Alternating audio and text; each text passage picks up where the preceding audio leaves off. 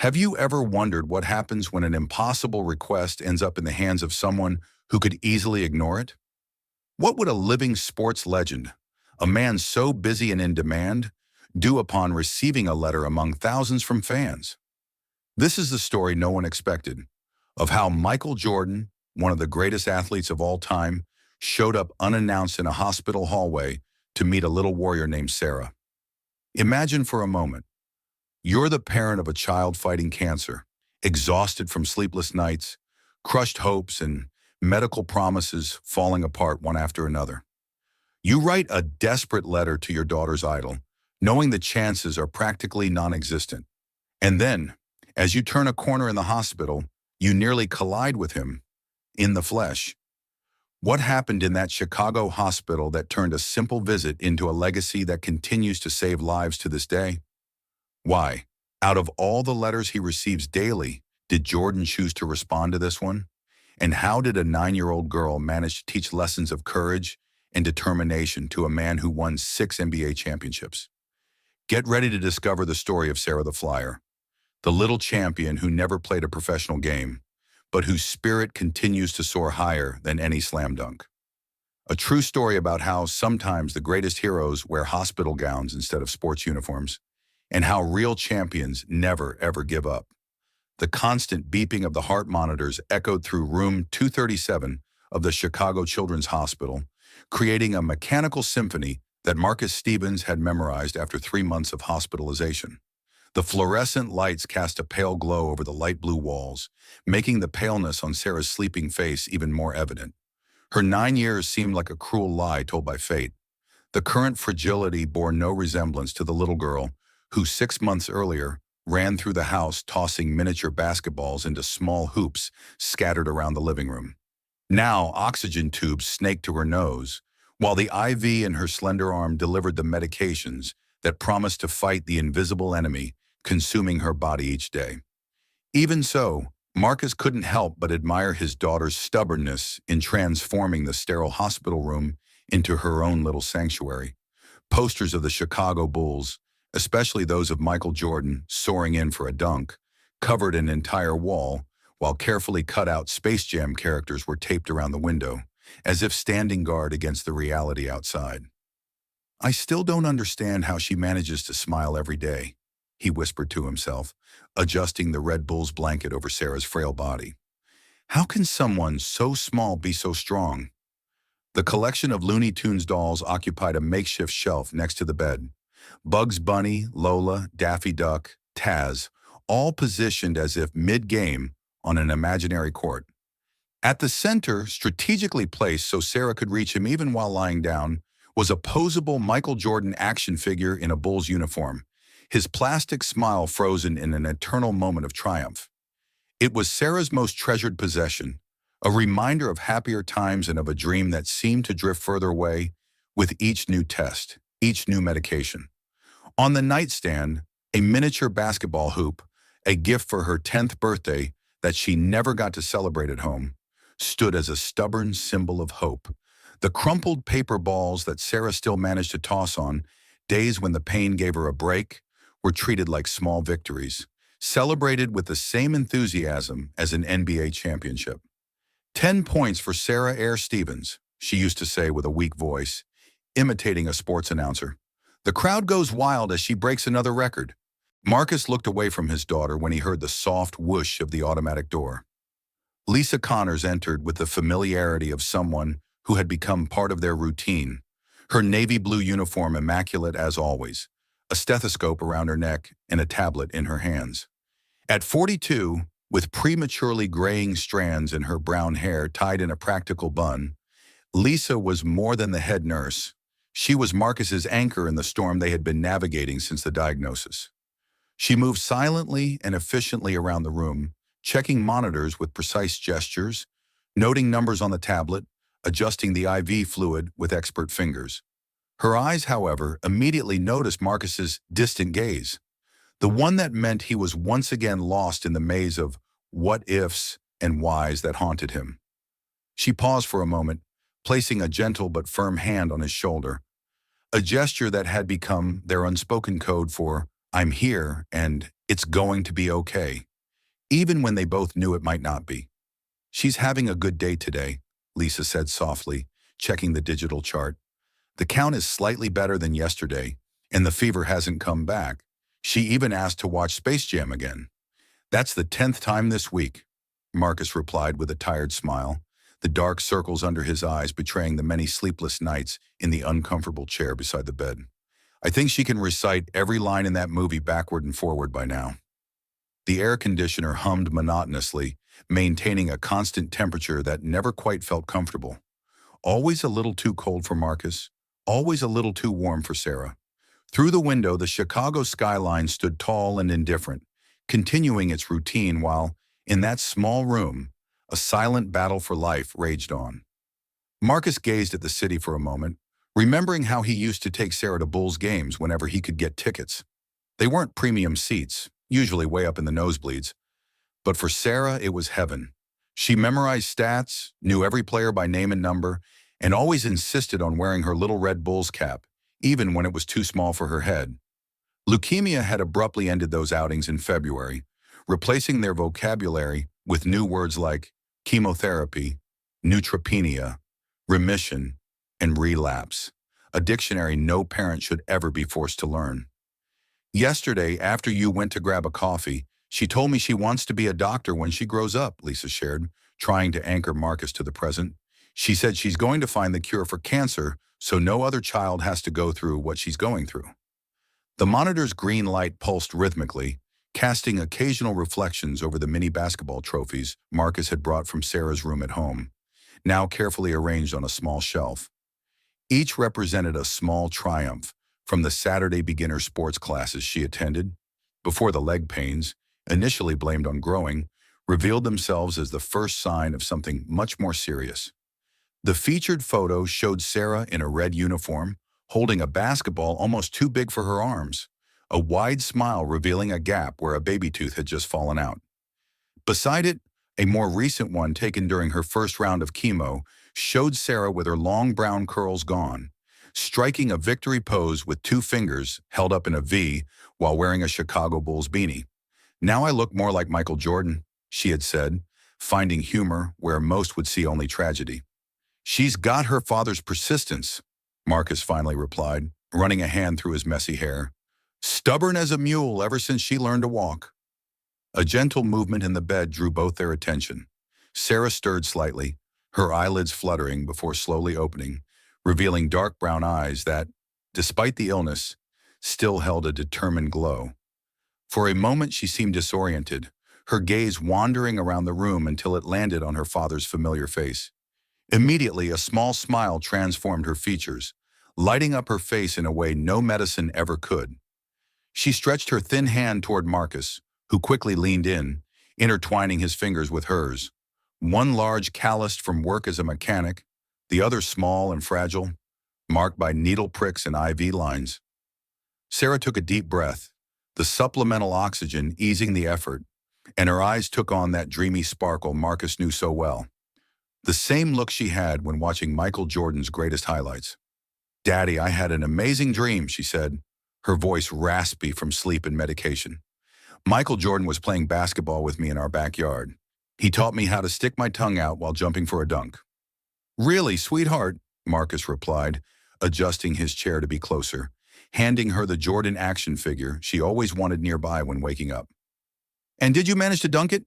The muffled sound of the TV in the next room blended with the hallway noises, medication carts rolling by, doctors speaking in hushed tones, the distant cry of another child.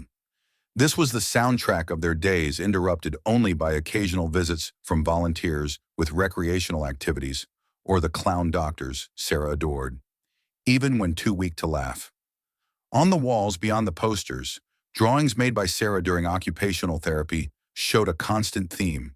She always drew herself playing basketball, always with the number 23 on her back, always surrounded by stars and rainbows, as if the world beyond those walls was a magical place waiting for her.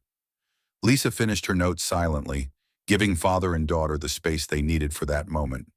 She knew from experience that these small pockets of normalcy were just as important as any medication. I did better than a dunk, Dad, Sarah replied, her eyes lighting up as she spoke.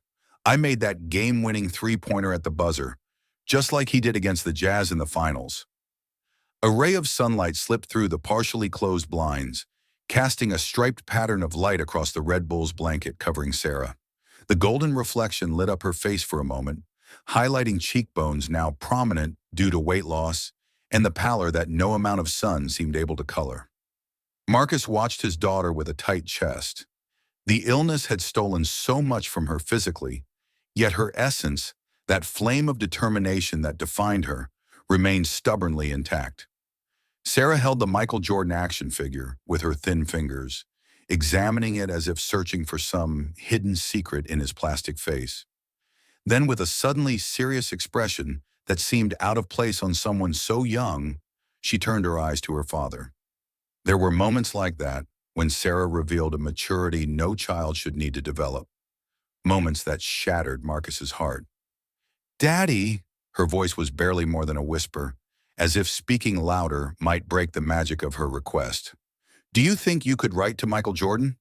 People say he helps kids like me. Melissa from room 215 said he visits hospitals sometimes." "Of course I can try, sweetheart," Marcus answered, feeling his throat tighten as he struggled to keep his voice steady. "I'll write the best letter he's ever received." The silence that followed was broken only by the steady beeping of monitors and the soft hum of the oxygen system. Sarah shifted in bed, a slight grimace of pain flashing across her face when she moved too quickly, something she tried to hide from her father, unsuccessfully. Marcus immediately reached for the morphine control, ready to increase the dose, but Sarah shook her head. She hated feeling groggy, as she called it, preferring to endure some pain over losing her clarity. Her determination was visible in every small act of resistance against the disease. In every moment, she chose consciousness over comfort, so she could make the most of each second she had. Lisa returned quietly, adjusting the IV and checking Sarah's vitals with gentle movements, trying not to interrupt the moment between father and daughter. The nurse had witnessed hundreds of stories within those walls, some with happy endings, many not. But something about Sarah touched her deeply, perhaps the way the girl managed to keep hope alive in circumstances that would make many adults give up. "Dr. Reynolds said my cells are fighting better today," Sarah commented, with a simplicity that masked the complexity of her condition. "He said I'm like the Bulls team. Even when they were losing, they always made a comeback in the final quarter." "That's the spirit, champ," Marcus replied, using the nickname he reserved for special moments. "And Michael Jordan's going to know that when he reads my letter." The afternoon light began to fade slowly, softening the contours of the hospital room that now looked less clinical thanks to the efforts of father and daughter to humanize it. Marcus adjusted the pillows behind Sarah, helping her sit more comfortably, while Lisa finished programming the next dose of medication. Their routine had developed with the precision of choreography over the months. Marcus knew exactly when Sarah needed water, when she wanted to change position, when silence was necessary, and when stories about the good old days served as the best medicine. They had developed their own language, made of half-spoken words and meaningful glances, gentle touches and shared smiles. Communication that transcended the need for explanations or grand speeches. Sarah reached toward her small basketball hoop on the nightstand, and Marcus, understanding immediately, grabbed a paper ball he had made earlier, a ritual of theirs that had survived the illness. 5 seconds on the clock, Bulls down by 1, Sarah narrated in her best sports announcer impression, holding the paper ball. "The ball goes to Sarah Stevens, the rookie sensation. Is she going for the three-pointer?" Marcus joined the game, as he always did. "Is she a reliable long-distance shooter?" The sparkle in Sarah's eyes grew, a flash of pure life that no disease seemed capable of fully extinguishing. With a calculated move, she threw the paper ball toward the tiny hoop, watching it spin through the air before landing perfectly in the center of the target. A triumphant smile lit up her face as she raised her arms in celebration, pain momentarily forgotten in the ecstasy of a small victory. Marcus clapped enthusiastically, as if he were in the stands at the United Center, watching the game-winning shot in the NBA Finals, and not in a hospital room witnessing a simple improvised game. In those moments, Sarah was not a medical statistic or a clinical case. She was just a 9-year-old girl living her dream in miniature, turning a hospital room into a packed stadium, transforming pain into glory through the power of imagination. And it's good. Sarah Stevens leads the Bulls to another championship, she exclaimed, breathless from the effort, but beaming. Michael Jordan would be proud, wouldn't he, Daddy? He definitely would be, sweetheart, Marcus confirmed, retrieving the paper ball for another shot. He might even offer you a spot on the team. Night fell over Chicago, and the lights of the skyscrapers began to dot the horizon, visible through the hospital window. Marcus knew Sarah would soon be tired. Her bursts of energy were becoming shorter as the illness progressed, islands of vitality in a rising ocean of fatigue. Lisa returned for her final check of the shift, bringing Sarah's nighttime medications. With a gentleness born of experience, she helped the girl take the pills, checked the monitors one last time, and adjusted the room's lighting to nighttime mode. Before leaving, she gave Marcus a meaningful look. One of those looks that communicated far more than words could express. It was a look that said, cherish these moments and be strong all at once. Marcus gave a slight nod, understanding the silent message. Sarah, despite her exhaustion, watched the interaction with attentive eyes. Little escaped her perception, even now. Lisa, do you think Michael Jordan reads all the letters he gets? Sarah asked, the worry clear in her voice. He must get thousands of them. Well, he's very busy, Lisa replied honestly, sitting on the edge of the bed for a moment. But you know what? Special letters have a way of finding the right people, and I've never met anyone as special as you, Sarah the Flyer. Sarah smiled at the nickname she had created herself, inspired by Jordan's famous leaps. Her eyes grew heavy with the approaching sleep, but she fought against it, as she always did, afraid to miss any precious moment of awareness. Marcus could see the internal battle, the same one every night, between overwhelming fatigue and her stubborn will to stay awake. He gently adjusted the blanket around her, making that soft motion with his fingers in her thinning hair that had soothed her since she was a baby.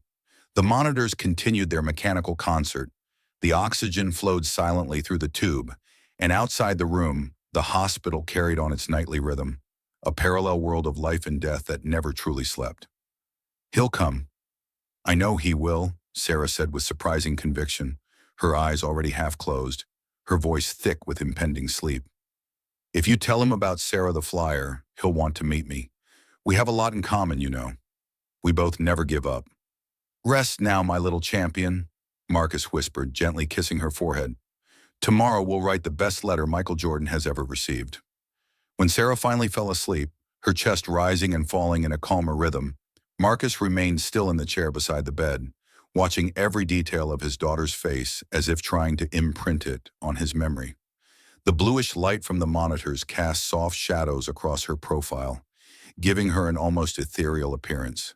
The Michael Jordan doll remained firmly clutched in her hand, even in sleep, a talisman against nightmares and pain. Marcus felt the weight of that day, and all the days before, crash down on his shoulders, now that he no longer had to maintain the facade of optimism. Silently, he pulled from his pocket a small battered notebook, the kind with a spiral at the top, which he used to jot down Sarah's medications and schedules. Tonight, though, he would open it for a different purpose. How do I make you believe, Jordan? He murmured to himself, spinning the pen between his fingers. How do I make you see what I see in her? Under the silent watch of the stars emerging in the Chicago sky, Marcus began to write, his words flowing directly from his heart to the page. It wasn't just a letter asking for an autograph or a visit. It was a father's testimony about his daughter's courage, the story of a little warrior fighting invisible giants with the same determination her idol displayed on the court. With each word, Marcus poured out not only his pain and fear, but also the admiration and pride he felt for Sarah, his little champion who refused to accept defeat, even when the odds were stacked against her. My daughter taught me what true courage means, he wrote with trembling handwriting. She doesn't need to fly like you on the court, Mr. Jordan, because she already soars higher than all of us in spirit. From the nursing station, Lisa watched through the half-open door as Marcus wrote under the dim glow of the bedside lamp. Years of experience told her that Sarah's chances were getting slimmer, but something in her heart refused to accept that reality. Maybe it was the way the girl smiled even on the hardest days, or how she spoke of the future as if it were a certainty and not a distant possibility. Or perhaps it was simply the basic human need to believe in miracles when science offered little hope. Silently, Lisa made her own decision, one that went beyond the bounds of her professional role but that she couldn't help making. If that letter never reached its destination through conventional means, she would find another way. Sarah deserved that. Everyone did. Sometimes we have to create our own magic, she thought, discreetly pulling her phone from her pocket. And this little girl deserves every bit of magic we can conjure. Morning light filtered through the large windows of Michael Jordan's office on the top floor of the Charlotte Hornets headquarters, casting golden reflections on the 6 Larry O'Brien trophies occupying the place of honor on a polished mahogany shelf. The office was a perfect blend of elegance and grandeur, with its dark wooden floors partially covered by a rug featuring a stylized bull design, a subtle reference to Chicago's glory years that no visitor missed. The walls displayed a visual timeline of the man many considered the greatest of all time. Framed photos captured iconic moments, from young Michael in the blue and white University of North Carolina jersey to the veteran raising his 6th NBA championship trophy. Among the sports images, family photographs humanized the space. Michael with his children, Jeffrey, Marcus, and Jasmine at various stages of their lives. Michael and Yvette at their wedding. A particularly highlighted photo of Michael with his father, James Jordan, after the first championship win, both with identical smiles that revealed their strong bond. Seated at his desk, Michael was closely reviewing financial spreadsheets and sports reports about the Hornets, his brow furrowed in concentration as he made occasional notes in the margins. At 62, his physique still impressed. He had stayed fit after retirement, though his passion for golf had replaced the intense basketball workouts. He wore a perfectly tailored charcoal gray suit, a burgundy tie with small geometric patterns revealing his refined aesthetic sense. The luxury watch on his wrist and the NBA championship ring on his finger were the only adornments he allowed. He had always been a man of style, but never of unnecessary ostentation. "It's not even 9 in the morning, and you already look like you're ready to close the biggest deal of the year," he said to himself, adjusting his reading glasses while continuing to analyze the numbers for the upcoming season. Some habits never change, right, Dad? The silence of the office was abruptly interrupted by the sound of the door opening. David Chen, his personal assistant of over 8 years, entered without knocking, something he would never do under normal circumstances. At 35, David usually displayed the calm and efficiency that had made him indispensable to Jordan. Today, however, he seemed genuinely agitated, his usually impassive Asian face now contorted in an expression of urgency Michael rarely saw. Wearing a perfectly fitted navy blue suit, the assistant held a tablet tightly to his chest as if carrying some kind of bomb about to go off, his quick steps echoing across the wooden floor as he approached the desk. Michael looked up from the documents, one eyebrow raised in silent question. He knew David well enough to recognize that something truly significant must have happened to warrant such a break in protocol. David was practically an extension of his own mental organization, anticipating needs and solving problems before they arose. Seeing him unsettled was, in itself, unsettling. "Mr. Jordan, sorry to interrupt like this, but I think you need to see this immediately," David said, extending the unlocked tablet screen. "A social media post is gaining massive traction over the last 12 hours, and your phone hasn't stopped getting notifications. Scottie Pippen has called 3 times, Dennis Rodman left 5 messages, and even Charles Barkley is trying to reach you." "What happened this time? Some new unauthorized documentary about the Bulls?"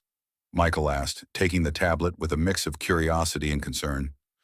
"Or is it just another one of those crazy theories about why I really left to play baseball?" The tablet screen displayed a post that had already been shared millions of times within hours. The image showed a photo of a handwritten letter, trembling but determined script, with the title, "To Michael Jordan, from a Desperate Father." Next to it was a photo of a little girl with a shaved head, wearing a Chicago Bulls beanie that was too big for her thin face, but smiling with a strength that defied her fragile physical condition.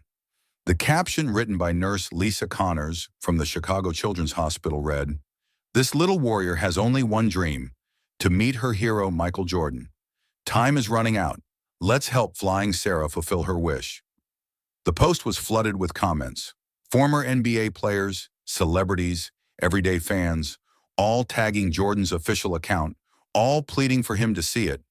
Some of the world's biggest athletes were sharing the story, amplifying it exponentially. Michael began reading the letter, his eyes narrowing in full concentration. He could almost hear Marcus Stevens' voice through those desperate words, the voice of a father helplessly witnessing his daughter's suffering, clinging to any thread of hope. "This kind of thing happens all the time, David," Michael commented without looking up from the screen, his voice deliberately neutral. "Why is this particular post causing such an uproar? What makes it different from the hundreds of requests we get every month?" "Read it until the end, sir," David replied simply, standing on the other side of the table. "It's different." As Michael continued reading, the expression on his face subtly changed.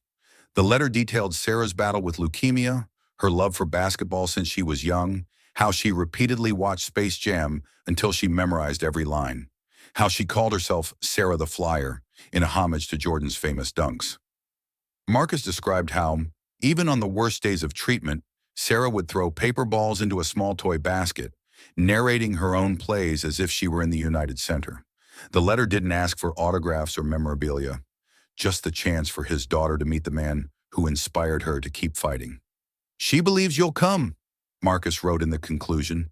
"She has the same certainty you had before every game-winning shot. And maybe, Mr. Jordan, that absolute faith is the last play she has left on the scoreboard of life."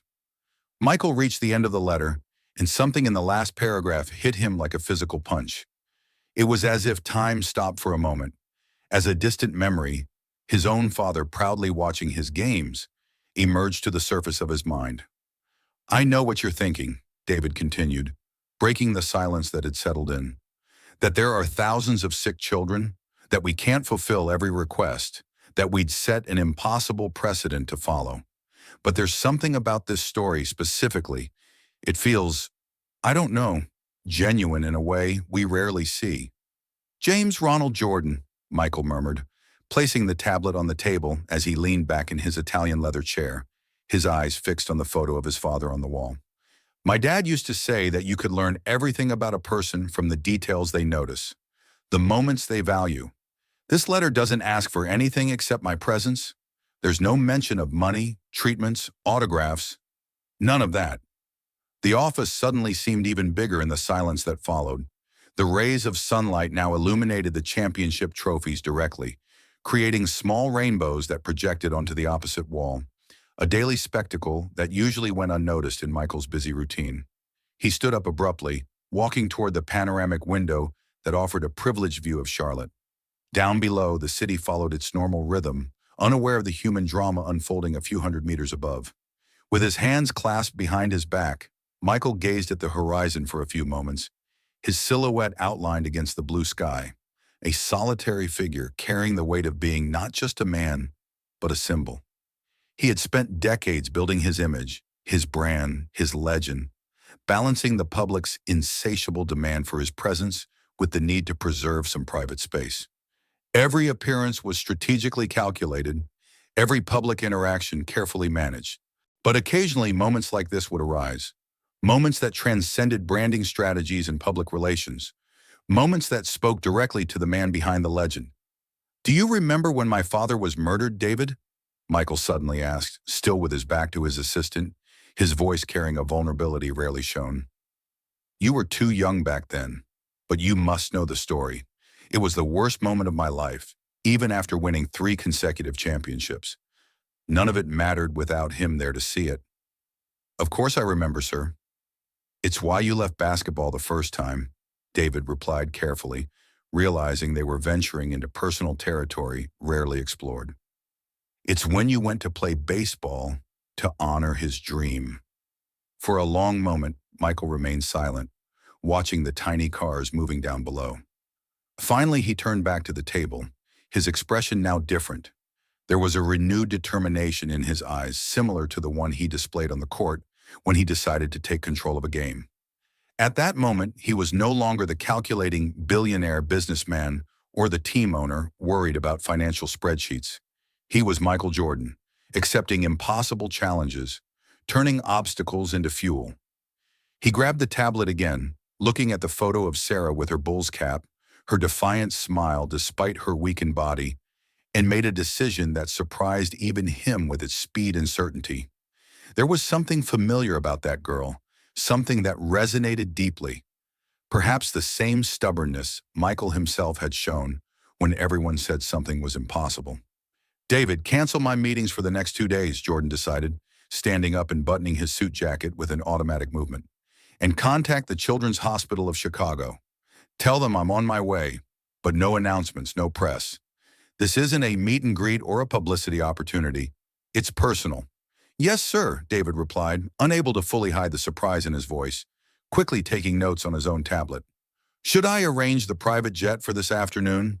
I can have everything ready in 2 hours." The energy in the office had completely shifted.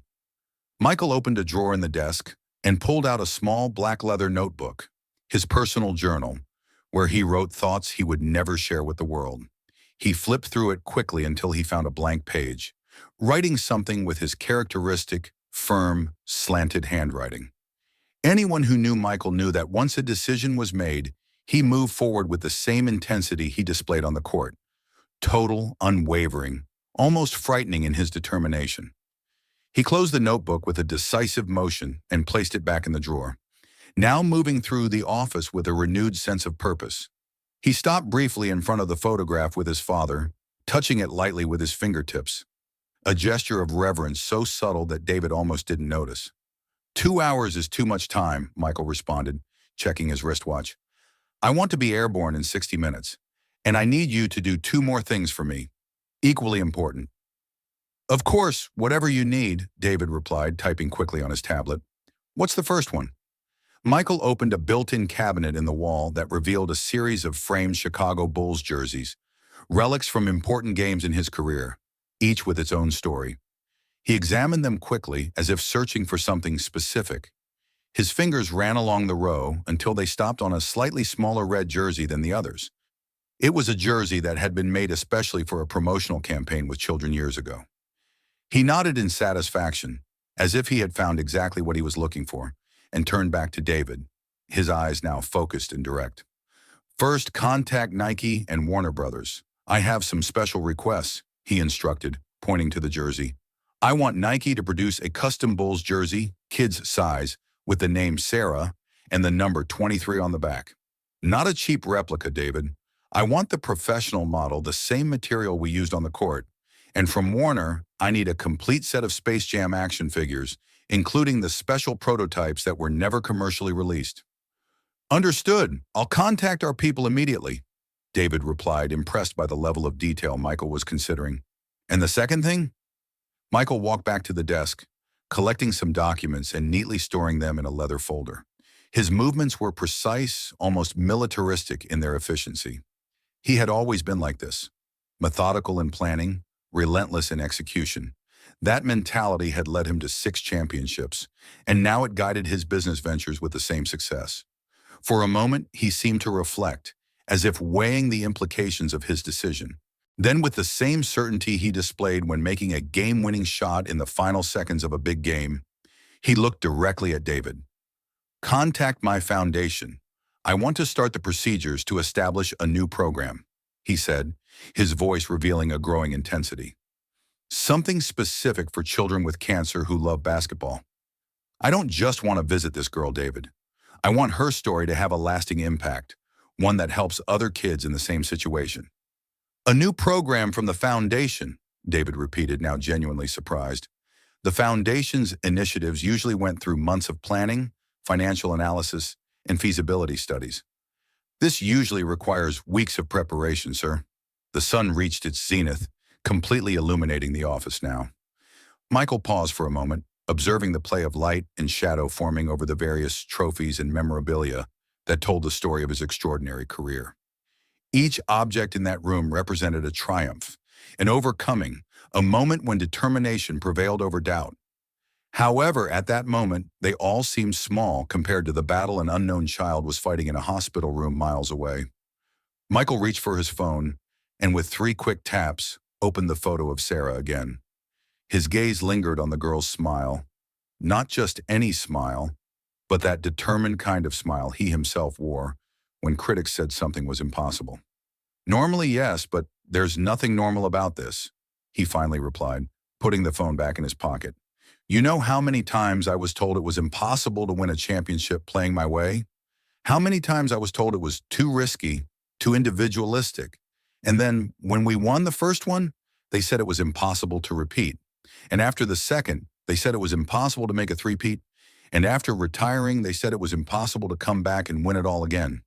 The thing, David, is not what's normal or expected. It's about making the impossible seem inevitable.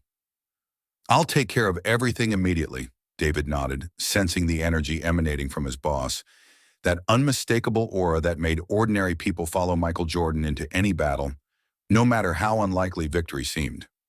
The jet will be ready in an hour, and I'll have answers from Nike and Warner even before you take off. Michael gave an affirmative gesture and walked to the door, pausing only to take one last look at his office, specifically at the photo of him with his father. There was a connection there, something that perhaps only he could see or feel. James Jordan had been murdered in 1993, a traumatic event that fundamentally changed the trajectory of Michael's life. The loss had been devastating, the kind of pain that redefines a person. Perhaps that's what made him react so strongly to Sarah's story. Not just the girl fighting a terrible disease, but also the father watching helplessly, desperately trying to do something, anything, to ease his daughter's suffering. You know, David, my father used to say you're not really tested when you're at the top, winning and being celebrated by everyone, Michael remarked, his hand on the doorknob. The real test is how you react when you're backed into a corner when everything seems lost. It's easy to smile when you're holding the trophy. The challenge is to maintain determination when the score is against you in the last quarter. A wise man, your father, David replied, following Michael out of the office. I think he would be proud of what you're doing today. The corridors of the Hornets headquarters were a testament to Michael's commercial success. Modern, sleek, decorated with vibrant colors and carefully selected sports memorabilia. Employees stopped respectfully as he passed, that legendary figure whose mere presence altered the energy of any room. Michael walked with the same determination as always, but there was something different today. An urgency in his steps that communicated to everyone crossing his path that this was not an ordinary day. As they entered the private elevator that led directly to the underground parking lot, Michael remained silent, lost in thought. The metallic doors reflected his image, no longer the young athlete who leaped impossible distances, but a mature man carrying the weight of his own legend, still searching for ways to transform that fame into something meaningful. One last thing, David, Michael said as the elevator doors opened to the parking lot, revealing his impressive collection of sports cars. When you talk to the foundation, tell them to start researching programs to support families dealing with pediatric cancer treatments. I don't want to just visit this girl and leave. I want that, when I leave that hospital, something concrete and lasting will already be in motion. Completely understood, sir, David nodded, making more notes. Any specific name in mind for the program? Michael paused for a moment by his black Porsche, keys already in hand. A slight smile formed on his lips. Not the calculated smile from advertising campaigns or controlled interviews, but something more genuine, almost vulnerable in its sincerity.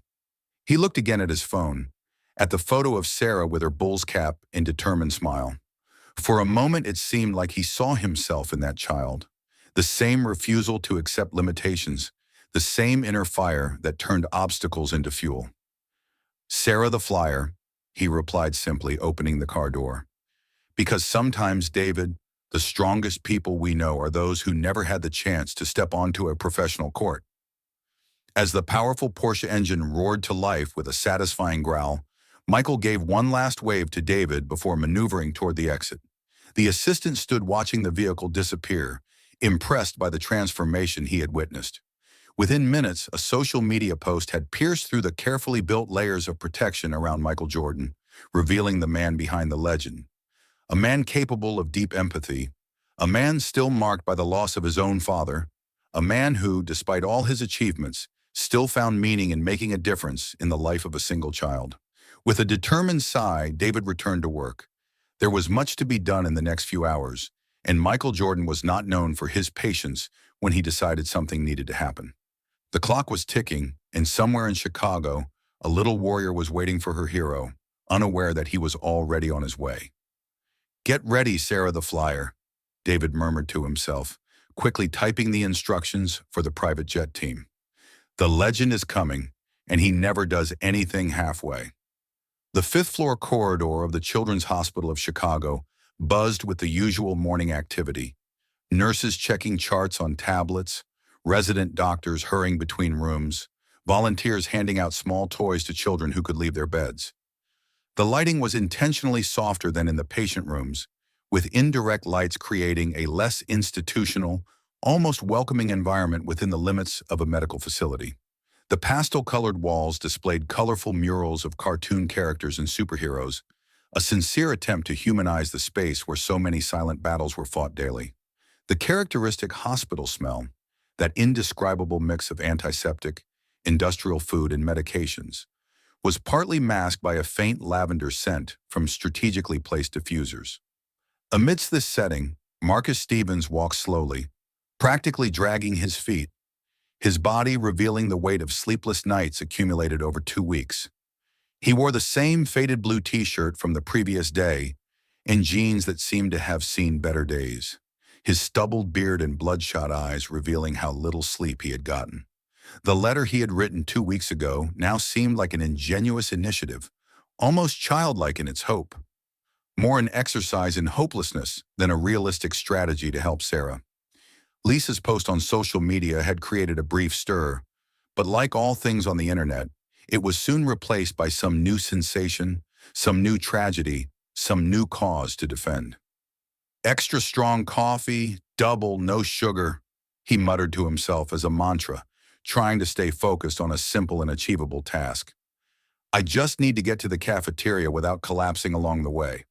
One step at a time, Stevens." Turning left at the main intersection of the floor, where the hallways branched off in different directions, Marcus kept his head down, his shoulders hunched under the invisible weight of his worries. A group of nurses near the central station seemed more agitated than usual, casting occasional glances toward the end of the east corridor and whispering to each other with an unusual energy for the morning shift. Marcus barely registered the movement.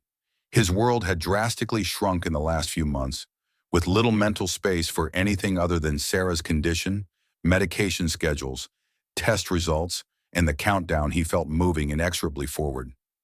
He turned another corner without looking, his thoughts completely absorbed by concerns about how Sarah had spent the night with a low fever, almost colliding head-on with a solid figure that appeared in his path.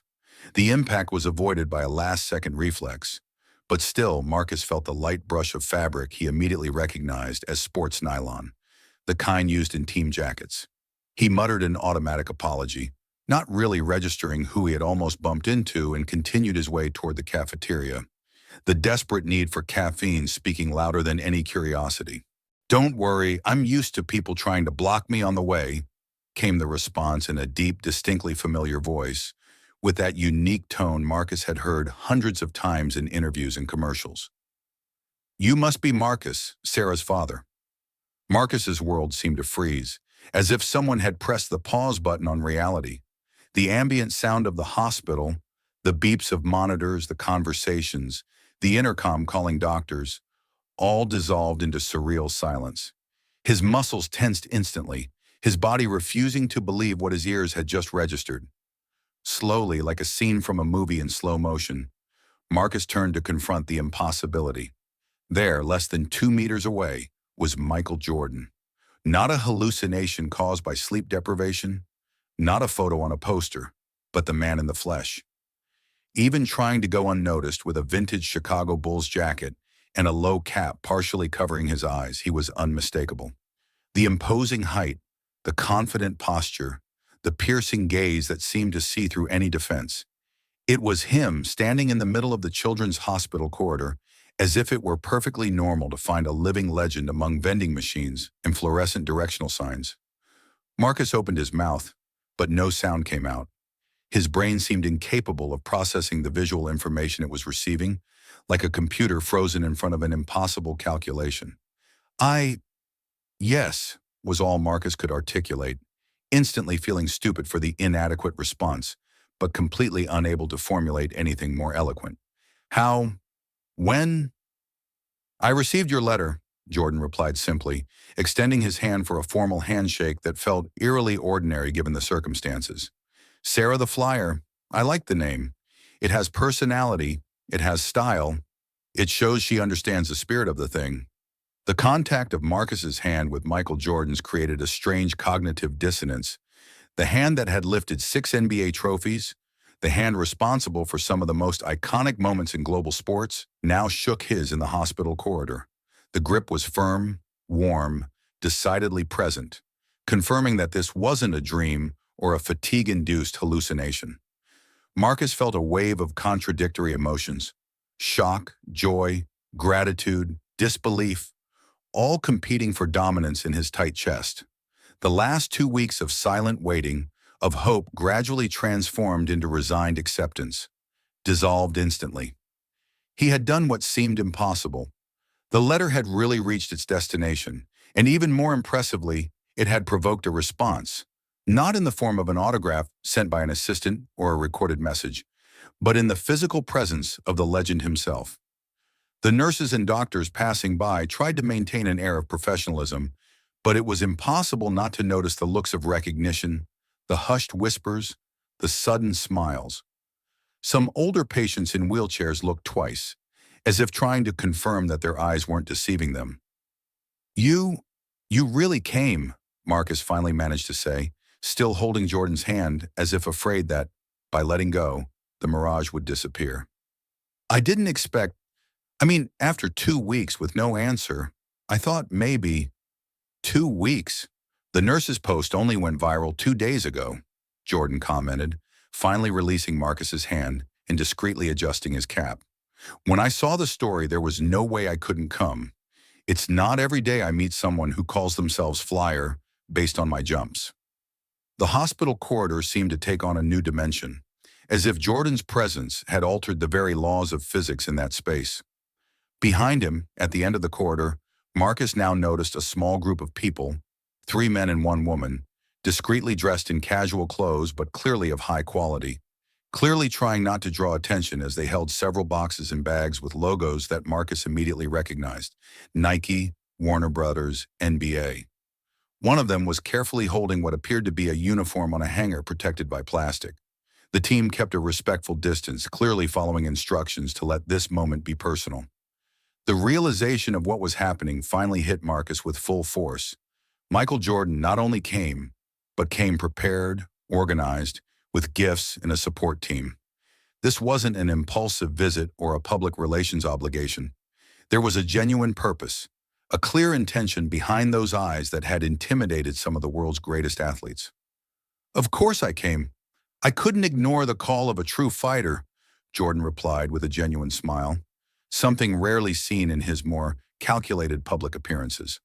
I brought a few things for her. Nothing special, just some mementos I thought might interest a Space Jam expert and a Bulls fan. Mementos? Marcus repeated almost incredulously, looking again at the amount of packages the team was carrying, clearly underestimating Jordan's casual description. This looks like more than a few mementos. The initial shock was slowly giving way to a broader understanding of the situation, and with it, the emotions Marcus had kept repressed under stoic control began to emerge. He felt a warmth rising from his neck to his cheeks, and his eyes began to burn with tears forming without permission. He took a deep breath, trying to maintain composure. The last place he wanted to fall apart was in the middle of the hospital corridor, in front of Michael Jordan. But the combination of accumulated fatigue, constant worry, and now this unexpected explosion of hope was almost too much to bear. The lump in his throat grew, making each word an exercise in control. Several doors opened discreetly along the corridor, curious faces peeking out to confirm the rumors that had already been circulating through the hospital floors. Michael Jordan was there, not on an official visit, but seemingly on a personal mission. A small girl in a wheelchair at the end of the corridor pointed excitedly, her eyes wide in surprise and admiration. "She doesn't know you're here," Marcus managed to say, the tears finally winning the battle and beginning to form in the corner of his eyes. "This will mean you can't imagine how much. Last night she still asked me if I thought you would ever respond." "And what did you tell her?" Jordan asked, his expression revealing genuine interest in the answer, not just social etiquette. The question caught Marcus off guard. It was simple, direct, but loaded with meaning. What had he told his daughter? The raw truth he feared, or the hope he had tried to keep alive despite everything? He remembered the previous night. Sarah connected to the monitors, her voice weak but still insistent, asking for the umpteenth time if there was any news, any response. He remembered how he had hesitated, torn between the desire to protect her from disappointment and the commitment never to lie to her about important things. The fresh memory brought a renewed wave of emotion that threatened to spill over completely. Marcus swallowed hard, trying to regain control, aware that he was struggling to maintain composure in front of a man known for his own ability to stay cool under extreme pressure. Jordan waited patiently, with no apparent discomfort at the emotional moment, a reaction that surprised Marcus, who had heard stories about the intensity and occasionally intimidating competitiveness of the basketball legend. "I told her that Michael Jordan won 6 championships because he never, ever gave up on something important," Marcus finally replied, his voice stabilizing as he regained control. "I said that people like you don't ignore true warriors." "And you were right," Jordan replied with a nod of approval. "Good thing you said that, because I'd hate to make you look like a liar to your daughter." The comment momentarily broke the emotional tension, drawing a small smile from Marcus. It was a glimpse of Jordan's famous charm, the charismatic personality that had won fans all over the world, transcending the sport and becoming a cultural icon. Jordan briefly glanced at his watch, a subtly luxurious model, and then back at Marcus, with an expression that combined determination and anticipation. There was something familiar in that look, something Marcus recognized from the countless games he had watched. It was Michael Jordan's look when he was about to take control of a decisive moment, when everyone in the arena knew something special was about to happen. The air in the hallway seemed to change, charged with an almost tangible energy. Some members of the medical team had stopped what they were doing, discreetly watching the unusual scene unfold, while others tried to maintain the normal hospital routine, casting only occasional glances in the direction of the basketball legend. "Well, let's surprise her," Jordan suggested, adjusting his cap with a casual motion that somehow conveyed both determination and purpose. "Just tell me one thing first. Is she really a fan of Space Jam?" "Fan?" Marcus let out a short laugh, the first genuine one in days. "She could direct the movie if they needed a replacement. She knows every line, every scene, every song. She has elaborate theories about how the Monstars could have won if they had a better defensive strategy." Jordan's face lit up with a genuine smile that he rarely showed in public. Not the calculated smile from commercials or interviews, but something more spontaneous and warm. It was the smile of someone who understood the transformative power that his stories, his accomplishments, could have on other people's lives, especially children. For a moment, Marcus glimpsed beyond the legend, beyond the icon, to the man who was still surprised by his own impact on the world. Jordan made a subtle gesture to his team, who began to move closer, slowly, still maintaining a respectful distance. One of them, a middle-aged man with thin-frame glasses, whom Marcus assumed was some sort of personal assistant, stepped forward, holding a tablet and looking ready to take instructions. However, Jordan stopped him with a simple wave of his hand, indicating that this moment still belonged only to him and Marcus. "You have no idea," Marcus managed to reply through the lump that was forming again in his throat, the enormity of the moment hitting him once more. "She has a worn-out VHS tape of the movie that we rescued from a thrift store because she wanted something vintage like the originals. We've watched it so many times that I had to buy the digital backup version." "VHS?" Jordan laughed, shaking his head in amused disbelief. "Now that's dedication. I don't even have it on VHS anymore, and it's me in the movie." The hospital continued its routine around them, but with a different energy. as if the very air had been charged with an electric current of possibilities. Marcus felt both exhausted and completely alert, his body responding to the adrenaline of this impossible encounter. The last 2 weeks of silent waiting, of hope gradually turning into resignation, had dissolved in an instant. He tried to organize his thoughts, consider the next steps, imagine Sarah's reaction, his racing mind trying to process all the implications of this moment. Jordan remained there, present and real, patiently waiting for Marcus to navigate his inner storm. There was no hurry, no impatience that one might expect from a busy celebrity. Instead, there was an attentive, focused quality, the same legendary concentration Jordan displayed on the courts, now directed toward this moment, this family, this girl he had yet to meet, but whose spirit he already seemed to respect. "She's having a rough day," Marcus explained, regaining focus on the present situation. "She had a fever last night. They've been adjusting her medication. But she never loses that smile, you know? Even on the worst days, especially when we talk about basketball or Space Jam. The tough days are exactly when we need our heroes the most," Jordan replied, a momentary seriousness crossing his face. "Believe me, I know what that's like. And today, it seems like I need to live up to what Sarah thinks of me. No disappointing my #1 fan." The simplicity and sincerity of that statement surprised Marcus. There was no pretension, no sense of doing a big favor or sacrifice, just a genuine acknowledgement of the responsibility that came with being someone's hero, especially a child facing such tough circumstances. Marcus felt a renewed wave of gratitude, deeper than the initial shock or admiration for the icon. This was gratitude for the man who understood what his presence could mean, who treated that understanding not as a burden, but as a privilege, a responsibility to be honored. The hospital hallway, with its soft lights and colorful murals, suddenly seemed like a stage for something much bigger than a simple meeting. It was the setting for a moment that would reshape Sarah's journey, no matter how much time she had left. Marcus felt a chill run down his spine as he thought about his daughter's face when she saw Michael Jordan walk into her room. It would be a moment that would transcend illness, pain, and physical limitations. "Let's do this," Marcus said finally, finding a new determination in his voice. "She's in room 237 at the end of the hall to the right. Lisa, the nurse who posted her letter, should be there now checking the vital signs." "Perfect," Jordan nodded, that familiar look of determination returning to his eyes, the one familiar to basketball fans. "Let's make this visit something she'll never forget. After all, it's not every day I get the privilege of meeting the famous Sarah the Flyer, right?" With a nod to his team, who began to approach with the various bags and packages, Jordan prepared to follow Marcus toward Sarah's room.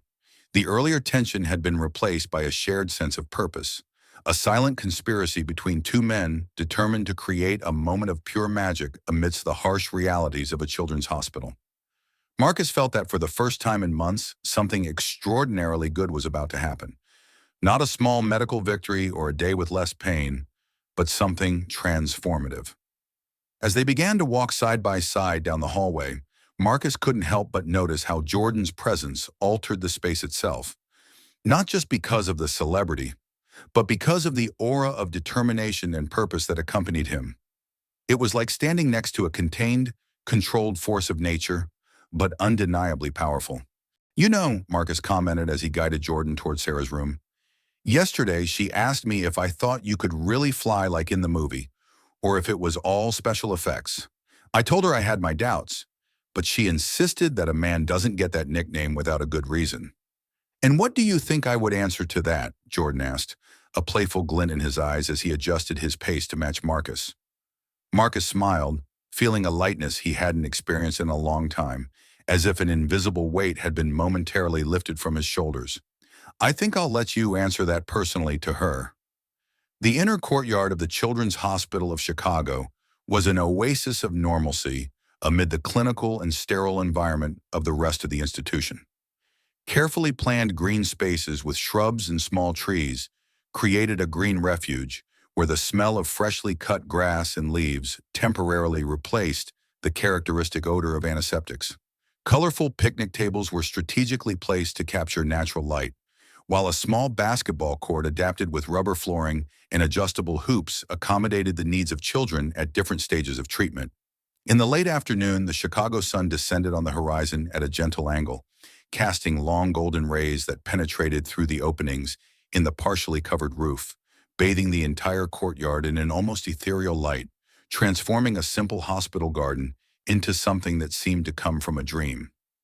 In this almost magical setting, Sarah Stevens sat in her wheelchair, her fragile body practically swallowed by the red Chicago Bulls uniform she proudly wore. The same one Michael Jordan had gifted her only a few hours earlier, during a meeting that still seemed completely surreal to her. The professional fabric, identical to that worn by NBA players, hung loosely on her thin shoulders, but Sarah adjusted it constantly, touching the letters of her name and the number 23 emblazoned on the back as if she needed to repeatedly confirm that it was real. "I still can't believe you're really here," Sarah said, her eyes sparkling with an intensity that the disease had not been able to diminish. "I thought Dad was joking when he came into the room and said there was a surprise waiting for me in the hallway. And I still can't believe there's someone who has watched Space Jam more times than my own kids," Jordan replied with a warm smile, spinning a basketball on the tip of his finger with the ease of someone who had been doing it for decades. Next to Sarah, Michael Jordan appeared even more imposing than on television broadcasts or the posters that adorned the girls' room. Wearing a simple black t-shirt and sweatpants, he had swapped the Bulls' jacket and cap for a more comfortable look, now that he no longer needed to hide.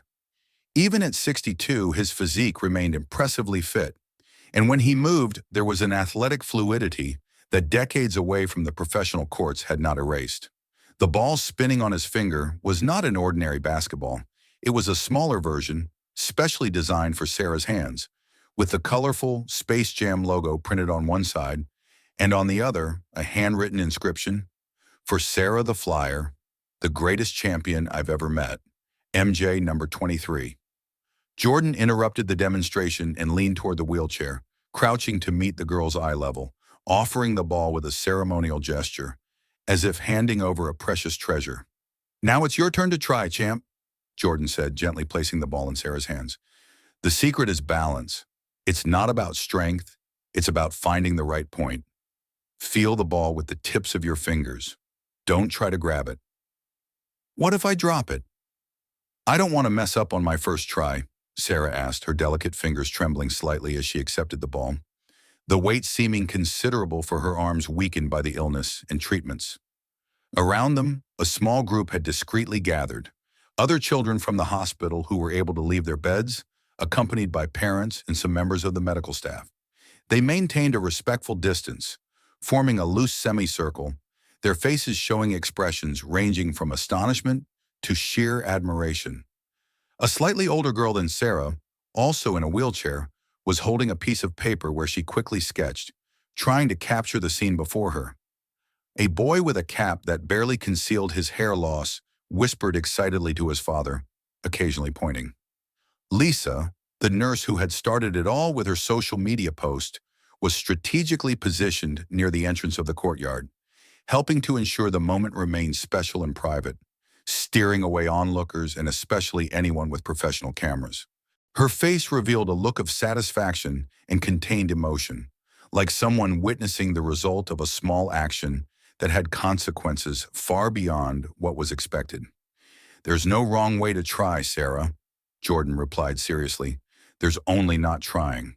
And this ball, it was made to fall and get back up, just like you and me." Sarah bit her lower lip in concentration, positioning the ball on the tip of her index finger, just as she had seen Jordan do. Her thin arms, marked with small bruises from countless needles and intravenous accesses, trembled with effort. The ball immediately rolled to the side and fell into her lap, causing a sigh of frustration from the girl. Without missing a beat, Jordan grabbed the ball and handed it back with an encouraging smile. Sarah tried again, this time resting her elbow on the side of the chair for more stability. The ball stayed balanced for a fraction of a second before falling again. A third attempt ended even more quickly, and Sarah's determined expression began to give way to visible discouragement, her lips tightening in an attempt to hide her frustration. It was the look of someone who had faced many lost battles in recent months. I can't do it like you, Sarah said after several attempts, her voice small, carrying a frustration that seemed larger than that simple trick with the ball. My hands won't stop shaking. Can I tell you a secret? Jordan asked, adjusting to get even closer, as if he were about to share a world-changing, confidential piece of information. The sun continued its slow descent on the horizon, and now the golden rays hit directly the small circle where Sarah and Jordan were, creating an almost cinematic effect, as if someone had carefully positioned the spotlights for this moment. The long shadows stretched across the courtyard, and the afternoon air began to cool slightly, bringing with it a soft breeze that ruffled the sparse hair that was beginning to grow again on Sarah's scalp. A few birds briefly landed on one of the nearby trees, their occasional songs adding a natural soundtrack to the scene. In a more distant corner of the courtyard, Marcus Stevens observed everything, his cell phone quietly capturing each moment, although the camera occasionally shook when the emotion became too overwhelming and tears blurred his vision. His face displayed an expression that few had seen in recent months, pure and genuine hope. He had witnessed Sarah's transformation in the last few hours, from the initial shock when Michael Jordan entered her hospital room, through the tears of joy when she received the personalized jersey, to now, this moment in the courtyard, where for the first time in a long time, she seemed to have completely forgotten she was ill. Of course I want to know, Sarah replied immediately, leaning forward in the chair, momentarily ignoring the pain the movement caused in her frail body. Is it a special basketball trick? Better than that, Jordan replied, kneeling completely beside the wheelchair, now at eye level with Sarah. Do you know why they cut me from the high school basketball team? The question hung in the air for a moment, creating a silence that even the more restless children respected. Sarah's face first registered confusion, then absolute disbelief, her eyebrows shooting up as she processed the information. Her mouth opened slightly, forming a small O of surprise.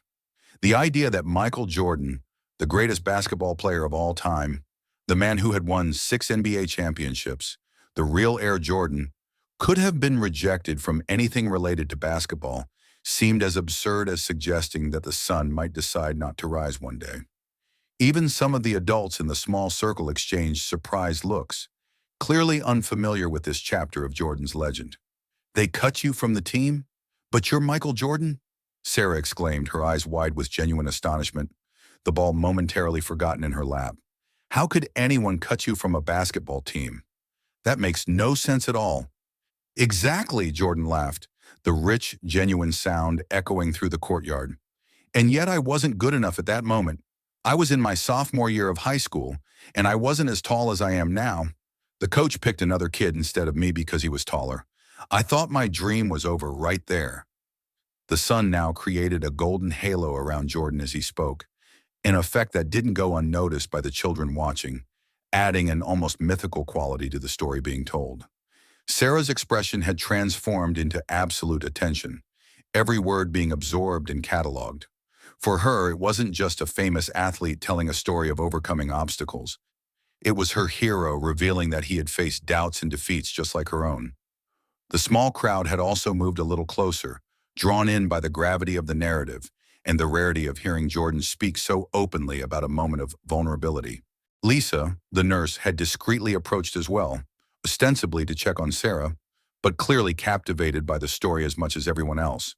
"And what did you do?" Sarah asked, completely engrossed in the story, her eyes fixed on Jordan as if the answer held the secret to all the battles she herself faced. "Did you give up?"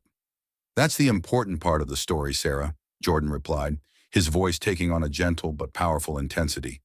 "I worked harder than everyone else. I practiced when no one was watching.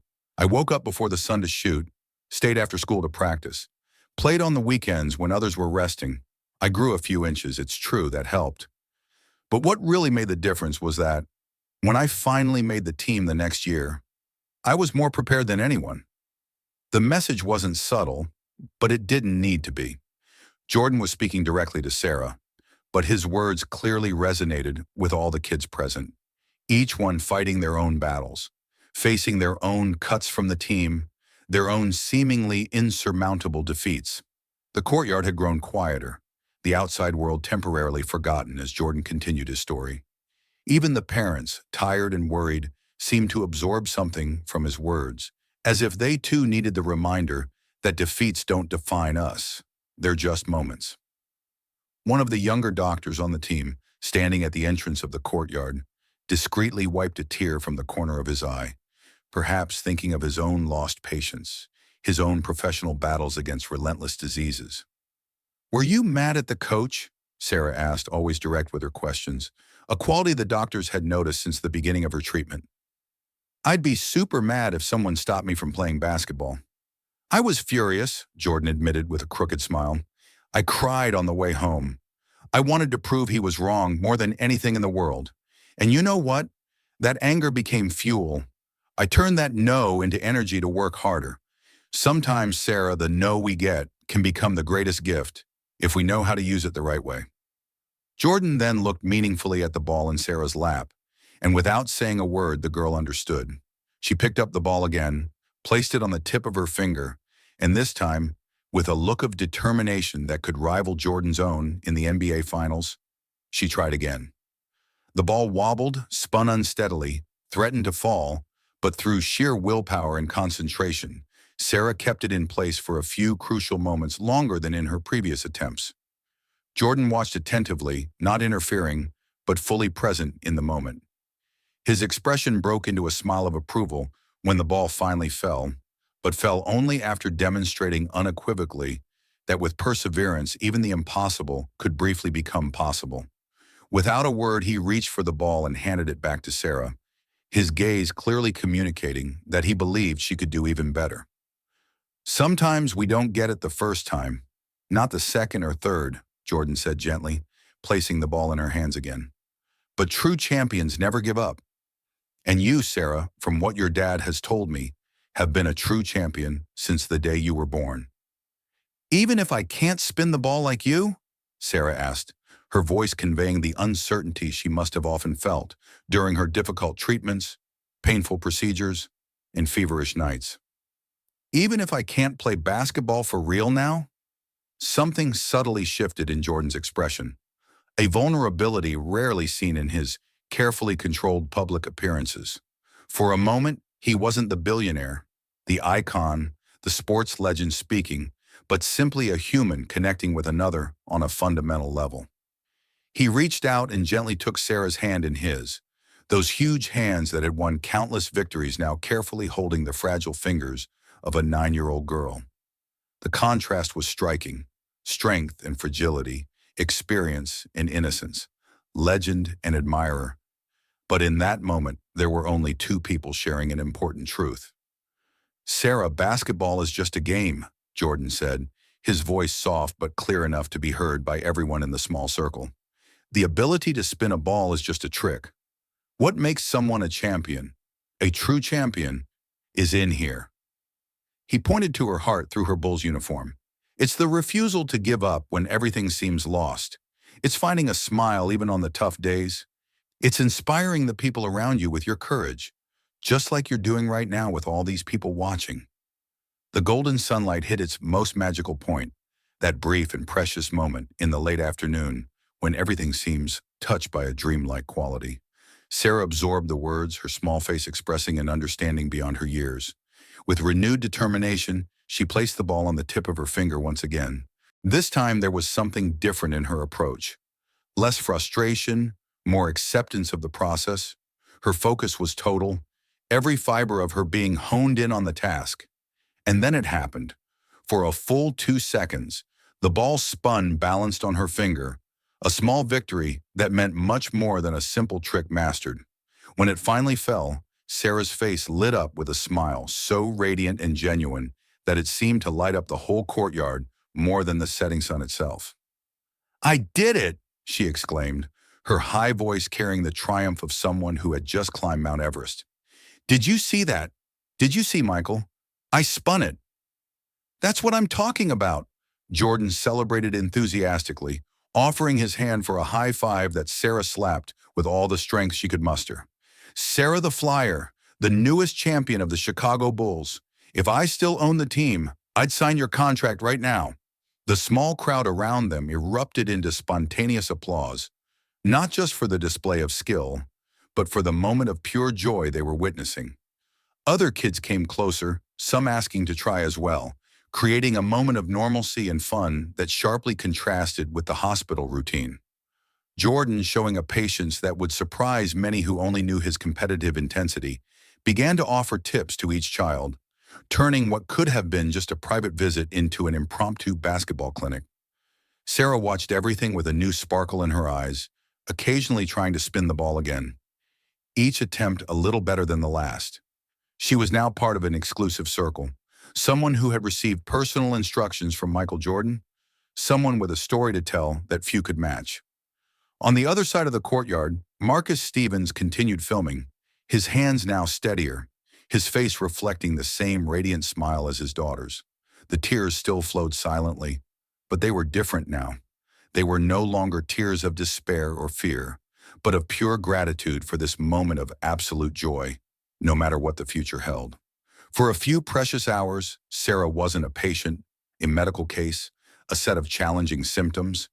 She was just a girl learning a basketball trick from her hero, living a dream that few would ever have the chance to experience. And for Marcus, that vision was worth more than any medical treatment, any prognosis, any statistic. "Thank you," he whispered to no one in particular, knowing that words were inadequate to express the depth of his gratitude. "For this moment, for this perfect day, thank you." The gym at Lincoln Park Elementary School overflowed with life and color.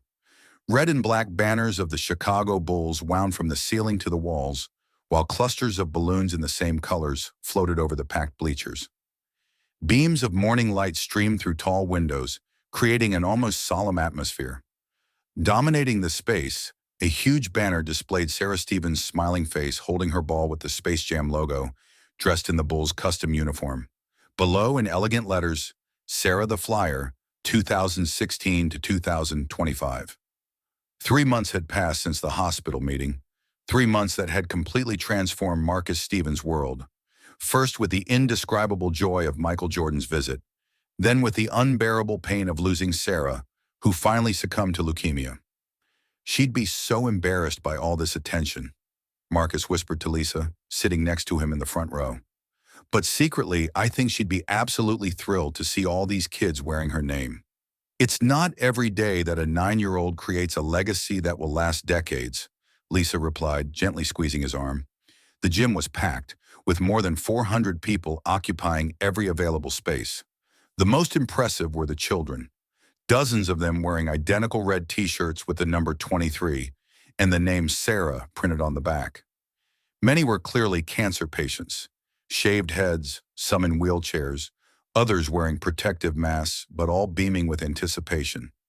Among them were doctors and nurses from the Chicago Children's Hospital, including Lisa and Dr. Reynolds. There were also executives in formal attire, media representatives, and ordinary citizens touched by the story that had gone viral months earlier. The hum of hundreds of conversations filled the space with palpable energy. Who could have imagined that a social media post would lead to this? Dr. Reynolds commented, leaning toward Lisa and Marcus. "Sarah would be giving us that look of, 'I told you he would come right now.'" "She never doubted, not for a second," Marcus replied, trying to keep his voice steady, "while all of us as sensible adults thought it was impossible." A movement near the side entrance caused a wave of attention. Michael Jordan entered, accompanied by a small team.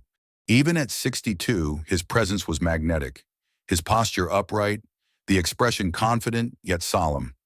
He wore a perfectly tailored black suit with a red tie and a small pin on his lapel, the logo of the new foundation. As he walked down the central aisle, people stood respectfully, some extending their hands for quick handshakes. At the center of the court stood a podium with a microphone, a large ceremonial check held by assistants, and a banner covered on an easel. Silence gradually descended as Jordan took his place. "He came to her funeral, you know," Marcus whispered to Lisa, his eyes fixed on Jordan's figure. No cameras, no announcements. He arrived after it had started and stayed at the back. He didn't say a word, just hugged me when it was over. "That doesn't surprise me," Lisa responded softly. "I think he saw something of himself in her. That absolute determination, that refusal to follow the odds." Jordan positioned himself behind the podium, briefly consulting some notes. His eyes scanned the crowd until they found Marcus in the front row, and they exchanged a small nod of recognition. Marcus firmly held Sarah's small Bulls jersey, washed and carefully folded, and the Space Jam doll that never left her side during her days at the hospital. Jordan discreetly cleared his throat and leaned toward the microphone, his deep voice silencing even the softest whispers instantly. "When I met Sarah a few months ago," Jordan began, his voice resonating perfectly in the space, "she taught me something that all my NBA championships never could. She showed me what true courage is. It's not about the trophies we lift," he continued, connecting directly with the audience. "It's about how we face adversity when all the odds are against us."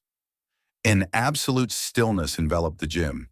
In the stands, many parents pulled their children closer, some discreetly wiping away tears.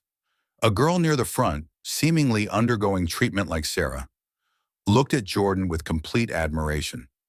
Even the younger children remained attentive, not just catching the words, but the solemnity and importance of the moment. Jordan paused briefly, his eyes meeting Marcus's again, as if seeking permission to continue. "Sarah left us not long ago," Jordan announced, his voice now slightly choked, a vulnerability rarely shown by the former athlete. "But her spirit, her determination, and her heart remain with us. And that's why I'm proud to announce that the Sarah the Flyer Foundation will fund treatments for children with cancer, support programs for families, and research for a cure." "This is not the end of Sarah's story," Jordan emphasized, regaining strength in his voice. "It's just the beginning of her legacy, a legacy that will continue to save lives long after we are all gone." An assistant approached with a large ceremonial check. The numbers were impressive: $10 million as the initial investment from the Jordan Foundation, complemented by corporate donations and individual contributions. Jordan explained that the funds would be managed by medical experts and social workers, ensuring they went directly to families in need, with a special focus on experimental treatments not covered by insurance. As he detailed the programs, Marcus stood still, his fingers tightening around Sarah's small jersey. This moment represented both his greatest loss and a form of continuation, as if part of Sarah lived on through these actions. "That afternoon in the hospital courtyard," Marcus whispered, recalling the golden moment captured in the photo on the banner, "she told me she wanted to be a doctor when she grew up, so no other child would have to suffer like she did. And now, in a way, she will be," Lisa replied, her eyes welling up. "Through every child this foundation helps." Jordan invited representatives from partner companies to the stage, from Nike, who would produce a special line with part of the profits going to the foundation, from Warner Brothers, who would release a commemorative edition of Space Jam with educational materials about childhood cancer, and from other organizations committed to the project. Each announcement was met with genuine applause, but the most significant moment was yet to come. With a gesture, Jordan indicated that it was time to reveal the covered banner. Two young people, former cancer patients in remission, removed the fabric, unveiling the official logo of the Sarah the Flyer Foundation, a silhouette of a girl mid-basketball jump, small stylized wings on her back, with the foundation's name elegantly written below. "It's perfect," Marcus murmured, his gaze fixed on the logo. "She's flying, just like she always wanted. And she will continue flying through every life this foundation touches," Dr. Reynolds added with admiration. Jordan returned to the microphone to conclude his speech. Marcus felt a strange peace settling in. Not the absence of pain, as Sarah's loss still felt like an open wound, but an acceptance that her suffering would now serve a greater purpose. He remembered how Sarah, even on the worst days, found reasons to smile, to encourage other children in the hospital. Her ability to transform pain into something positive now echoed in these hundreds of people united by her memory, in this foundation that would carry her spirit into the future. "My promise to Sarah was that her name would never be forgotten," Jordan continued, his voice carrying the determination many recognized from his years on the courts. "And today, with the opening of this foundation, we ensure that Sarah's fight will continue to make a difference for thousands of children. Because some legacies," his voice intensified, "are too big to be contained in one lifetime. Jordan gestured toward the children wearing Sarah's t-shirts scattered throughout the gym. Several of them smiled or waved, some raising their fists in a sign of determination. One girl in particular, in a wheelchair near the front, raised a small basketball above her head, making Jordan smile in recognition. Marcus watched it all with emotions too complex to name. Pride, pain, gratitude, hope, all intertwined like threads in an elaborate tapestry. Sarah once asked me if I could really fly, Jordan shared, a nostalgic smile softening his features. I told her that jumping high was just part of the trick, that the real flight happens when we inspire others to rise with us. And that's what, he concluded, looking directly at Marcus, Sarah is doing today, lifting all of us. With these words, the entire audience rose in a standing ovation. The deafening applause echoed through the walls, reverberating until it felt as though the building itself was vibrating with the collective energy. Marcus slowly stood, still holding the jersey and the doll, his eyes fixed on his daughter's smiling image on the banner. For a moment, he could swear the smile had slightly widened, that the eyes were shining with that mischievous spark so characteristic of her. As Sarah always said, Jordan concluded as the applause subsided, his voice firm and resonating, not only in the gym, but through the cameras present to the world, true champions never give up. Never, Marcus whispered, pressing the small jersey against his chest, as if he could feel the warmth of his daughter in it one last time. And you were the greatest champion of them all, my little Sarah the Flyer. The morning light filtered softly through the curtains of Sarah's room, creating golden patterns on the walls that still held her Chicago Bulls posters and Space Jam characters. A year had passed since the ceremony in the gymnasium, but the room retained the essence of the girl who once inhabited it, now mixed with a new function. The small bed had given way to a functional desk, where organized folders and an open laptop indicated that this space had transformed into a small office. The walls, once decorated only with distant idols, now displayed new photographs. Sarah with Michael Jordan in the hospital courtyard, both smiling as they tried to spin a basketball. Sarah surrounded by other children during Jordan's second visit, and most touching of all, colorful drawings sent by children supported by the foundation, naive yet moving portraits of a girl with wings on her feet or floating among stars, always with the number 23 and the Bulls symbol. It was a place where memory and purpose coexisted in perfect balance, as if the room had found a new reason to exist, just like its owner. Dad always said that solutions come more easily when you don't force them, Marcus commented aloud as he reread a financial report from the foundation. And he was right, Sarah. The answer has been here all along. Marcus Stevens had subtly aged in this year, some prematurely graying hairs at his temples, small lines around his eyes that hadn't been there before, but something in his posture conveyed a renewed strength. Wearing a simple polo shirt with the Sarah the Flyer Foundation logo, he seemed completely at ease among the papers spread across the desk that occupied the corner of the room.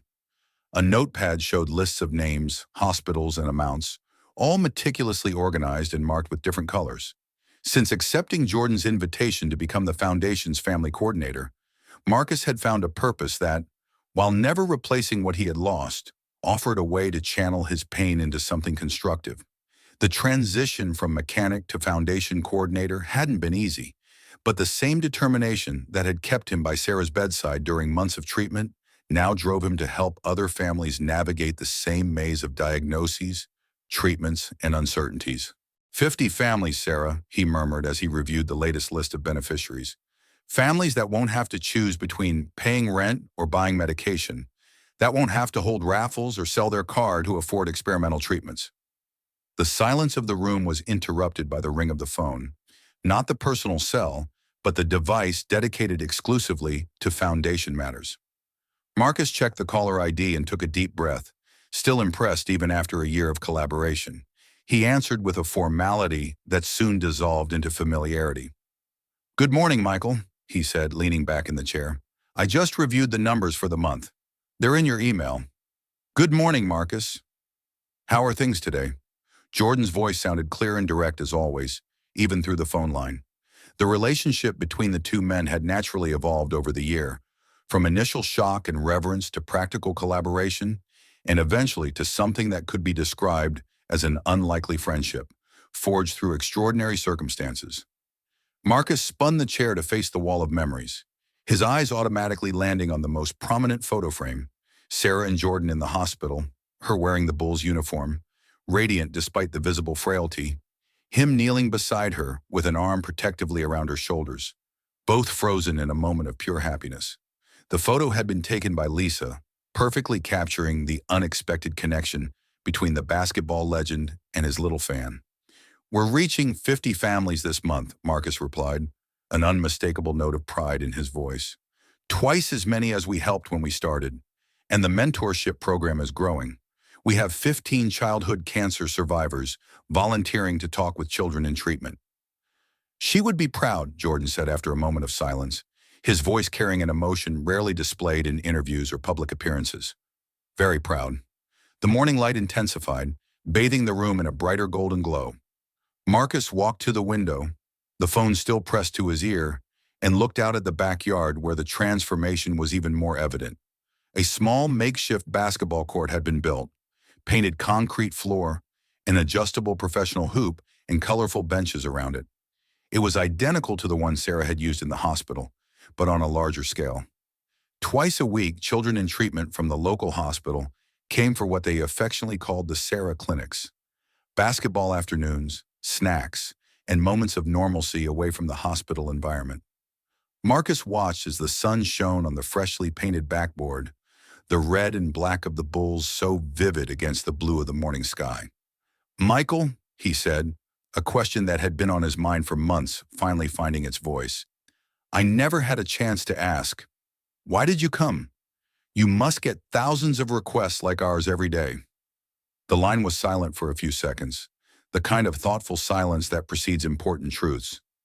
Marcus waited patiently, watching a bird land on the basketball hoop in the backyard, like a small spectator anticipating the next game. "When I lost my father," Jordan finally replied, his voice low and contemplative, "I learned that the time we have with the people we love is the most precious thing. Sarah reminded me of that. Some call it coincidence. I call it purpose." The answer hung in the air like particles of dust illuminated by the sun, simple, true, and unexpectedly personal.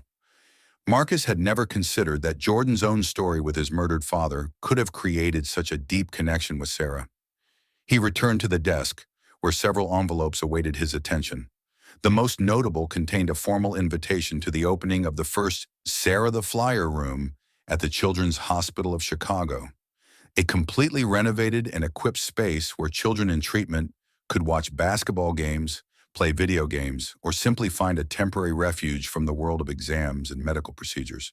The pilot project, if successful, would be replicated in other hospitals across the country. "She always said you would come," Marcus commented, smiling at the photo as he traced the outline of Sarah's face with his fingertips. "Never doubted for a second. Even when I tried to prepare her for the possibility of disappointment, she would just smile and say, 'Dad, real champions always keep their promises?'" "Sarah was a true visionary," Jordan replied with a soft laugh, the kind of sound rarely associated with the intensely competitive former athlete. "And now, thanks to her, we're helping hundreds of other visionaries fight for their dreams." The silence that followed wasn't uncomfortable, but reverently shared. Two men connected by a loss, a joy, and a purpose, each processing in his own way the impact that a 9-year-old child had had on their lives. Marcus walked to the highest shelf in the room, where Sarah's most precious treasures were preserved like in a small museum. The basketball signed by Jordan, the Bulls uniform carefully folded in an acrylic box, and the Michael Jordan action figure she carried during treatments. He gently picked up the action figure, remembering how Sarah's tiny fingers refused to let go of it, even during the most painful procedures.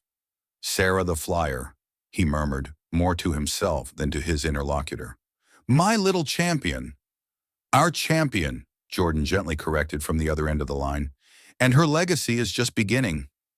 The call ended, but the words "our champion" continued to echo in Marcus's mind. Somehow that simple correction captured how his daughter's journey had turned into a shared legacy, now belonging to all the children who would be helped.